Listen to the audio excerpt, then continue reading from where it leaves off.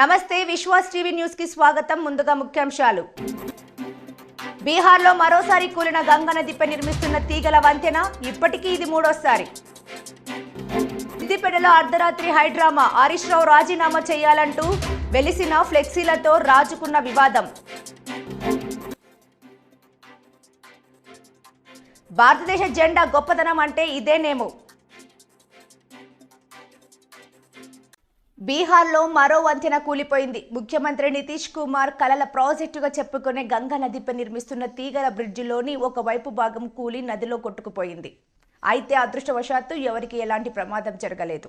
గత 9 ఏళ్లుగా నిర్మాణంలోనే ఉన్న ఈ వంతెన కూలటం ఇప్పటికీ ఇది మూడోసారి కావడం గమనార్హం.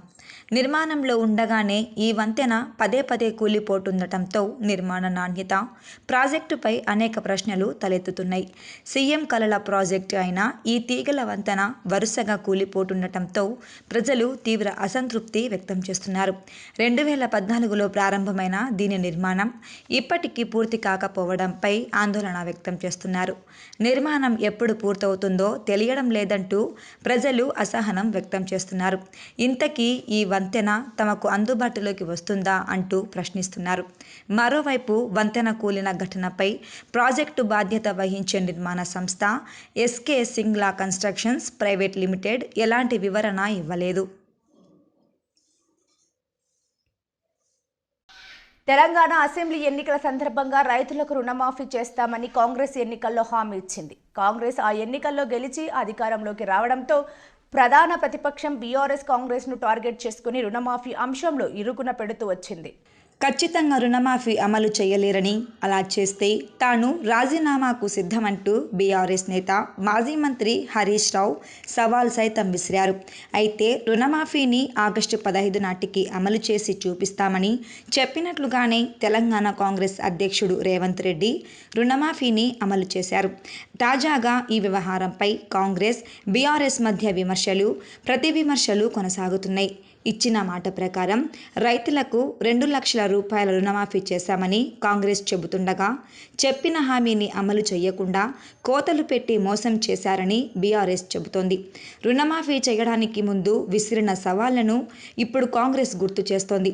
రాజీనామా ఎప్పుడు చేస్తారంటూ హరీష్ రావును నిలదీస్తోంది. రుణమాఫీ గడువు ఆగస్టు 15తో పూర్తయింది. ఆఖరి విడత రుణమాఫీని అదే రోజు చేసినట్లు ప్రకటించింది కాంగ్రెస్ ప్రభుత్వం.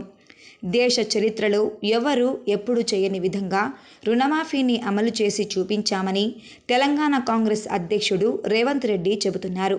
ఈ విషయంలో రాజీనామా సవాల్ విసిరిన హరీష్ రావు వెంటనే రాజీనామా చేయాలని కాంగ్రెస్ డిమాండ్ చేస్తోంది. ఈ మేరకు తెలంగాణ వ్యాప్తంగా, ముఖ్యంగా హైదరాబాద్ నగర వ్యాప్తంగా భారీ ఫ్లెక్సీలను ఏర్పాటు చేశారు కాంగ్రెస్ నేతలు. భారతదేశ జెండా గొప్పతనం అంటే ఇదేనేమో. కేరళలో జాతీయ జెండా ఎగరవేస్తుండగా పైభాగంలో ఇరుక్కుపోయింది. ఎక్కడి నుండో ఒక పక్షి వచ్చి ఇరుక్కుపోయిన పైభాగాన్ని విప్పేసింది. ప్రస్తుతం ఈ వీడియో సోషల్ మీడియాలో వైరల్ అవుతోంది.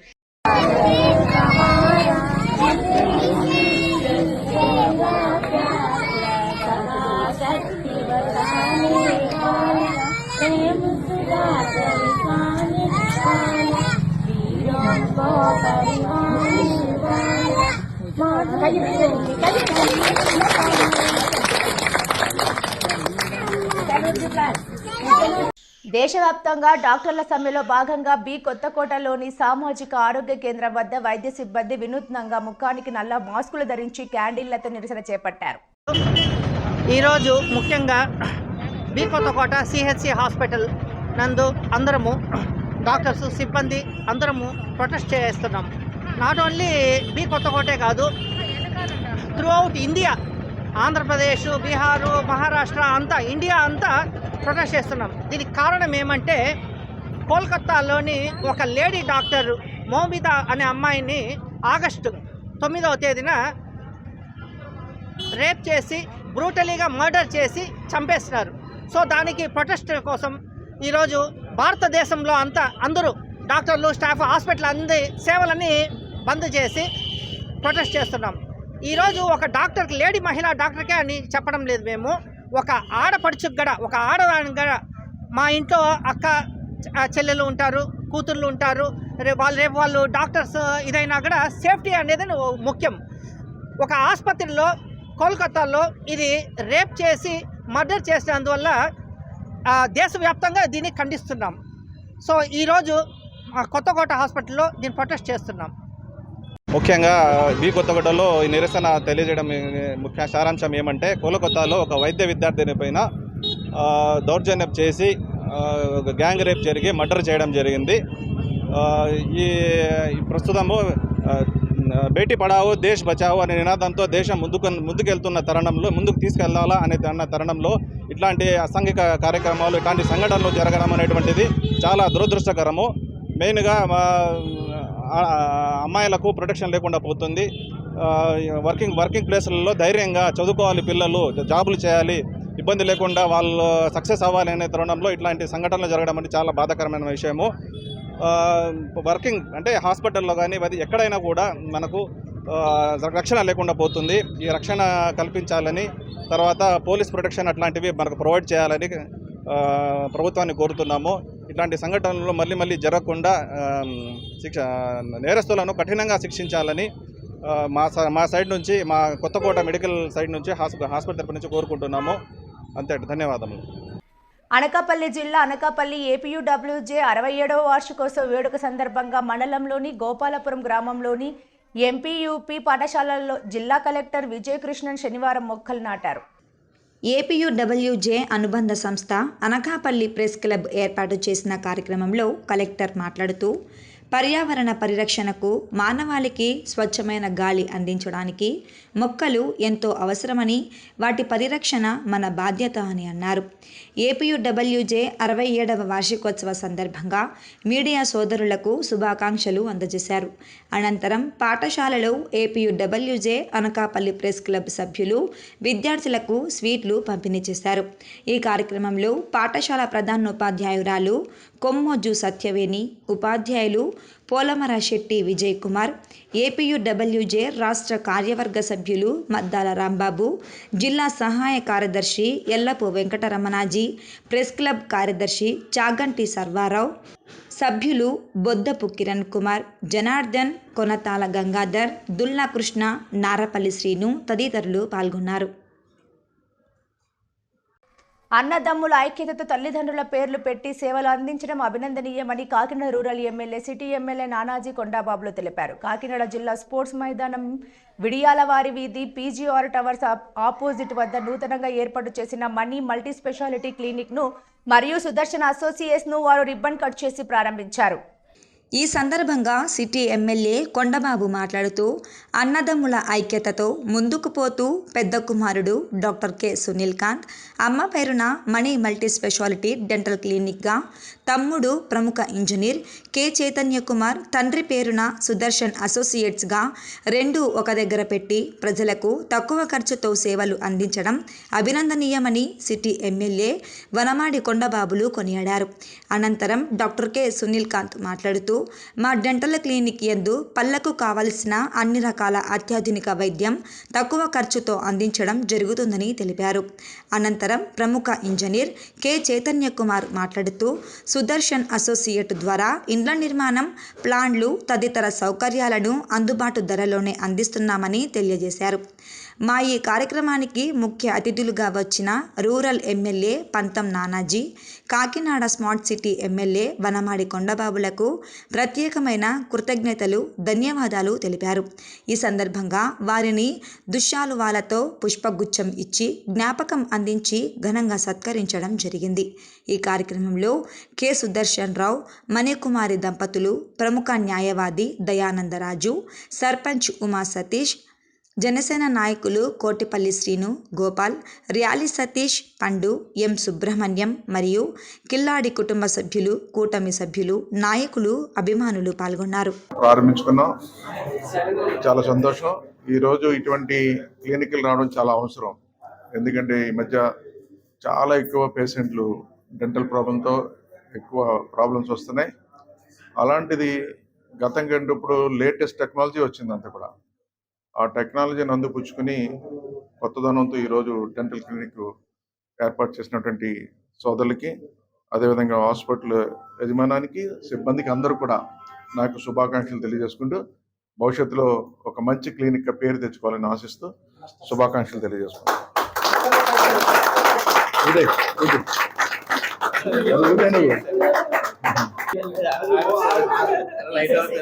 అందరికీ నమస్కారం అండి. నా పేరు డాక్టర్ కె సునీల్కాంత్ అండి. నేను డెంటల్ సర్జన్ అండ్ ఇంప్లాంటాలజిస్ట్. ఈరోజు మేము ఇక్కడ మనీ మల్టీ స్పెషాలిటీ డెంటల్ హాస్పిటల్ని ప్రారంభించబోతున్నాం అండి. దాన్ని మన కాకినాడ ఇద్దరు ఎమ్మెల్యేలు కూడా, రూరల్ ఎమ్మెల్యే గారు పంత నానాజీ గారు, అలాగే సిటీ ఎమ్మెల్యే గారు కొండబాబు గారు, వాళ్ళిద్దరూ కూడా మమ్మల్ని వచ్చి ఆశీర్వదించారు. ఇప్పుడు మేము చెప్పబోయేది ఏంటంటే, ఈ క్లినిక్లో అందుబాటులో అందరికీ అన్ని రకాల దంత వైద్య సమస్యలకు మొత్తం అన్నీ కూడా చికిత్స చేయబోతున్నాం అండి మేము. అది కూడా పేద ధనిక అందరికీ కూడా అందుబాటులో మేము వైద్యం చేస్తాం. నేను 4 సంవత్సరాల నుంచి ఎక్స్పీరియన్స్ డాక్టర్ అండి. బయట కన్సల్టేషన్ కూడా వెళ్తూ ఉంటాను. ఈరోజు ఇక్కడ క్లినిక్ని మాత్రం నేను స్టార్ట్ చేయబోతున్నానండి. విడియాలవారి street, TGR towers opposite. SC వర్గీకరణ తీర్పు రాజ్యాంగ విరుద్ధమని మాల సంఘాల నాయకులు నూకరాజు, సిద్ధాంతుల కొండబాబు, కృష్ణమూర్తి, బచ్చల కామేష్ పేర్కొన్నారు. ఎస్సీ వర్గీకరణపై సుప్రీంకోర్టు తీర్పు రాజ్యాంగ విరుద్ధమని మాల సంఘాల నాయకులు నూకరాజు, సిద్ధాంతుల కొండబాబు, కృష్ణమూర్తి, బచ్చల కామేష్ పేర్కొన్నారు. శనివారం అంబేద్కర్ భవన్లో దళిత, గిరిజన మేధావులు ఆధ్వర్యంలో రౌండ్ టేబుల్ సమావేశం నిర్వహించారు. ఈ సందర్భంగా వారు మాట్లాడుతూ, ఈ నెల 21వ తేదీన విజయవాడలో జేఏసీ ఆధ్వర్యంలో మహాధర్నా నిర్వహించడం జరుగుతుందన్నారు. రాష్ట్రంలో 26 జిల్లా కలెక్టర్ వద్ద నిరసన కార్యక్రమాలు చేపడతామని తెలిపారు. ఎస్సీ వర్గీకరణ తీర్పు మాలలకు వ్యతిరేకంగా ఉందని 11 మంది ధర్మాసనంతో కూడిన బెంచి ఏర్పాటు చేసి తీర్పును పునః సమీక్షించాలన్నారు. ప్రతి గ్రామం నుంచి మాలలు చైతన్యవంతులై పోరాటాలకు సిద్ధం కావాలన్నారు. మాల ప్రజాప్రతినిధులు సుప్రీంకోర్టులో రివ్యూ పిటిషన్ వేయాలని సూచించారు. ఎస్సీ రిజర్వేషన్ల వర్గీకరణపై పార్టీలు, రాజకీయాలు మానుకోవాలన్నారు. ఎస్సీ రిజర్వేషన్లను కేంద్ర, రాష్ట్ర ప్రభుత్వాలు 15% నుంచి 23% వరకు పెంచాలని డిమాండ్ చేశారు. కార్యక్రమంలో నాయకులు బయ్య కుమార్, పండు అశోక్, తాంటాటే కిరణ్, లింగం శివ, ఏనుగుపల్లి కృష్ణ, షవిలి రాజేష్, గురునాథ్, సవిలే రాజేష్, కృష్ణమూర్తి, నక్క చిట్టిబాబు, సుబ్బు తదితరులు పాల్గొన్నారు. స్థానిక అంబేద్కర్ భవన్ కాకినాడ నందు వర్గీకరణ మీద మాల సోదరులందరూ కలిసి ఒక బృహత్తర ప్రణాళిక టేకప్ చేసి, ఏదైతే సుప్రీంకోర్టు వారు ఇచ్చినటువంటి తీర్పుని మేమందరం వ్యతిరేకిస్తూ, ఖండిస్తూ, ఇది ఎస్సీ ఎస్టీ వర్గాల్లో తీవ్రమైన పెనుతుపానుగా భావించి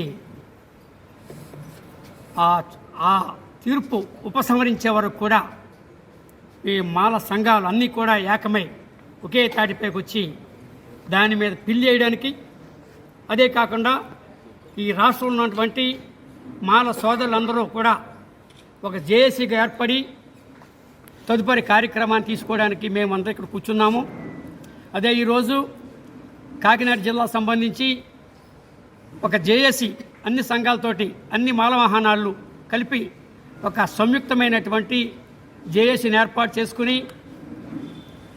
రేపు 21 తారీఖుని భారత బంద్ పిలిపించిన కారణంగా ఆ భారత బంద్ కూడా జయప్రదం చేయడానికి, అట్లాగని 25వ తారీఖున విజయవాడలో పెద్ద బహిరంగ సభ కూడా జరుగుతుంది. దానికి కూడా ఇక్కడి నుంచి మేమందరం వెళ్ళి బహిరంగ సభని కూడా జయప్రదం చేయడానికని, అట్లాగనే ఏదైతే క్రిమిలేరు ఇలాంటి సిస్టమ్ పెట్టి ఈ మాల సోదరుల్లో, మాల వాళ్ళలో ఆత్మ గౌరవాన్ని దెబ్బతీస్తూ న్యాయం జరిగే వరకు ఆందోళన విరమించేది లేదని ఏపీ గవర్నమెంట్ డాక్టర్స్ అసోసియేషన్ అధ్యక్షులు doctor Jayadev, association secretary doctor Prasanna Kumar, IMA అధ్యక్ష కార్యదర్శులు డాక్టర్ పవన్ కుమార్, డాక్టర్ కిరణ్ పేర్కొన్నారు.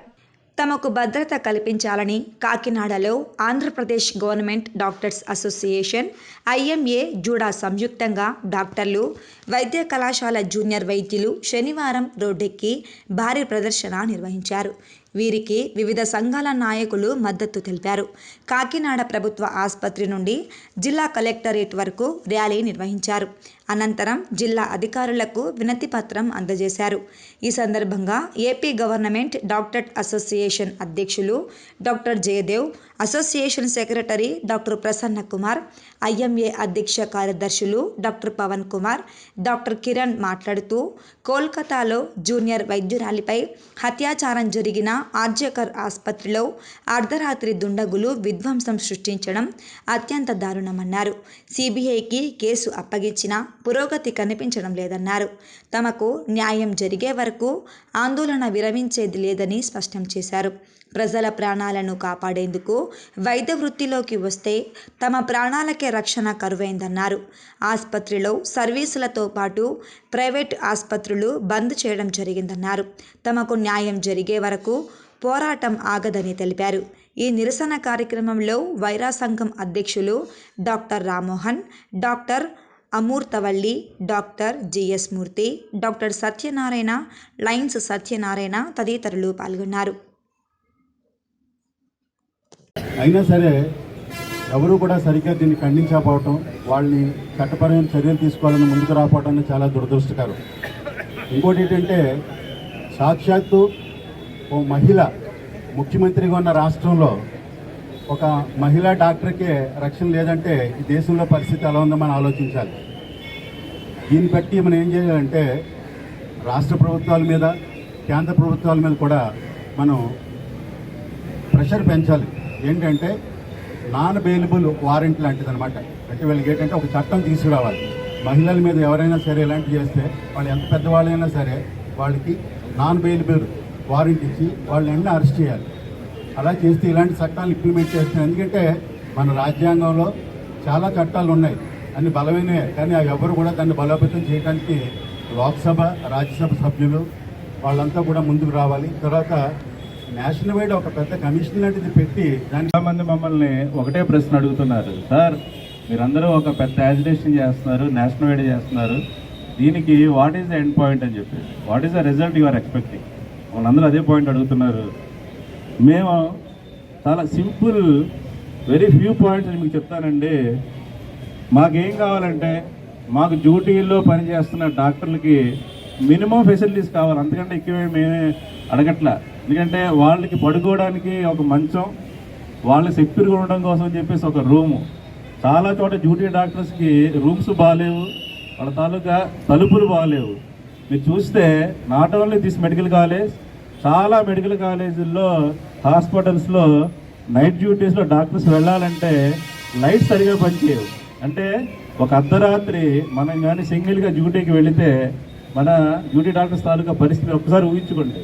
ఎందుకంటే నీట్ వచ్చిన తర్వాత దేశం మొత్తం ఎవరైనా ఎక్కడ చదవచ్చు కాబట్టి బయట స్టేట్స్ నుంచి చాలామంది పీజీలు వచ్చి మన దగ్గర చదువుతున్నారు. అలా వాళ్ళల్లో చాలామంది లేడీ పీజీస్ ఉన్నారు. వాళ్ళందరికీ ఏంటంటే భాష రాదు, వేరే ప్లేస్లో మనకు చాలా భయంగా ఉంటుంది. అలాంటి పరిస్థితుల్లో మేము ఒకటే అడుగుతున్నాం పదాలకు అడ్మినిస్ట్రేటర్స్ని, please kindly provide as a decent and a livable duty rooms. That is the only appeal for us. And second thing is kindly provide a CC cameras. Hospital మొత్తం సీసీ కెమెరాస్ ఉండాలి. సీసీ కెమెరాస్ అన్నీ కూడా ఒక centralise central పెట్టి అది 24/7 ఒక ఆఫీసర్ని అక్కడ ఖచ్చితంగా డిప్యూట్ చేయాల్సిందే. ఎందుకంటే ఎవరు ఎప్పుడు టెస్టెస్లో ఉంటారో ఎవరు కూడా కలకనరు. కాకినాడ సిటీ మాజీ ఎమ్మెల్యే ద్వారంపూడి చంద్రశేఖర్ రెడ్డి అతని అనుచరుల 5 ఏళ్ల కాలంలో కాకినాడ నగరంలో ఎన్నో అక్రమాలు, దౌర్జన్య ఆకృత్యాలకు దిగారని, వారిపై ఫిర్యాదు చేసినా ఇంతవరకు ఎటువంటి చర్యలు తీసుకోలేదని, తక్షణమే విచారణ చేపట్టి తగిన చర్యలు తీసుకోవాలని Kakinada city MLA Vanamadi Venkateswararao alias Kondababu జిల్లా ఎస్పీ విక్రాంత్ పాటిల్కు వినతి పత్రం అందించారు. ఈ సందర్భంగా వనమాడి మాట్లాడుతూ 2020 జనవరిలో అప్పటి ఎమ్మెల్యే ద్వారంపూడి బాలాజీ చెరువు సెంటర్లో జరిగిన ఒక సభలో టీడీపీ అధినేత చంద్రబాబు, జనసేనాని పవన్ కళ్యాణ్పై పరుష జాలంతో అనవసర వ్యాఖ్యలు చేశారన్నారు. దీనిపై తాము అప్పుడు 3వ పట్టణ పోలీస్ స్టేషన్లో ఫిర్యాదు చేసినా ఎటువంటి చర్యలు తీసుకోలేదన్నారు. అలాగే 2021 అక్టోబర్లో జిల్లా టీడీపీ కార్యాలయంలో సమావేశం జరుగుతుండగా ద్వారంపూడి మనుషులు, రౌడీ షీటర్లు, వాళ్ళ అనుచరులు గుంపులుగా వచ్చి తమ పార్టీ రాష్ట్ర నాయకుడు కొమ్మారెడ్డి పట్టాభితో పాటు పలువురు నాయకులపై దాడి చేసి విధ్వంసం చేయించారన్నారు. చర్యలు తీసుకోవాలని అప్పుడు జిల్లా ఎస్పీకి ఫిర్యాదు చేసినా ఎటువంటి చర్యలు చేపట్టలేదన్నారు. అలాగే 2019 నవంబర్లో సంజయ్ నగర్ రాజీవ్ గృహకల్ప ప్రాంతంలో ప్రభుత్వం ఇచ్చిన 3 ఇళ్లులను ద్వారంపూడి మనుషులు సుమారు 10 మంది వచ్చి జేసీబీతో కూల్చి ధ్వంసం చేశారన్నారు. వారిని అరెస్టు చేయాలని పోర్టు పోలీస్ స్టేషన్లో ఫిర్యాదు చేసినా ఎటువంటి చర్యలు చేపట్టలేదన్నారు. అలాగే కాకినాడ సినిమా రోడ్లో ఉన్న సంత చెరువు వద్ద కౌన్సిల్ తీర్మానం చేసి దివంగత నేత ఎన్టీఆర్ కాంస్య విగ్రహాన్ని ఏర్పాటు చేయగా 2023లో ద్వారంపూడి అతని అనుచరులు జొన్నాడ చిన్నబాబు, సుంకర విద్యాసాగర్, మల్లిపాముల గణపతి, బళ్ళ సూరిబాబు, బొందు దీపక్ వంటి రౌడీ షీటర్లు దుండగులు కలిసి ఎన్టీఆర్ విగ్రహాన్ని కూల్చే ప్రయత్నం చేయగా తమకు తెలిసి అడ్డుపడితే అర్ధరాత్రి దౌర్జన్యంగా వేరే చోటికి మార్చారన్నారు. ఎన్టీఆర్ విగ్రహ అవమానం చేసిన ద్వారంపూడి వాళ్ళ అనుచరులపై ఫిర్యాదు చేసినా ఎటువంటి చర్యలు చేపట్టలేదని చెప్పారు. ఈ అక్రమాలకు దౌర్జన్యాలకు సంబంధించిన ఆధారాలను, వీడియో క్లిప్పింగ్లను, పత్రికా ప్రతులను పెన్ డ్రైవ్ ద్వారా జిల్లా ఎస్పీకి అందించినట్లు ఎమ్మెల్యే వనమాడి తెలిపారు. ఈ కార్యక్రమంలో టీడీపీ నగర అధ్యక్షుడు మల్లిపూడి వీరు, నాయకులు వమ్మి బాలాజీ, బోళ్ళ కృష్ణమోహన్, తుమ్మల రమేష్ తదితరులు పాల్గొన్నారు. వార్తలు ముగించే ముందు ముఖ్యాంశాలు మరోసారి. బీహార్లో మరోసారి కూలిన గంగా నదిపై నిర్మిస్తున్న తీగల వంతెన, ఇప్పటికీ ఇది 3వసారి.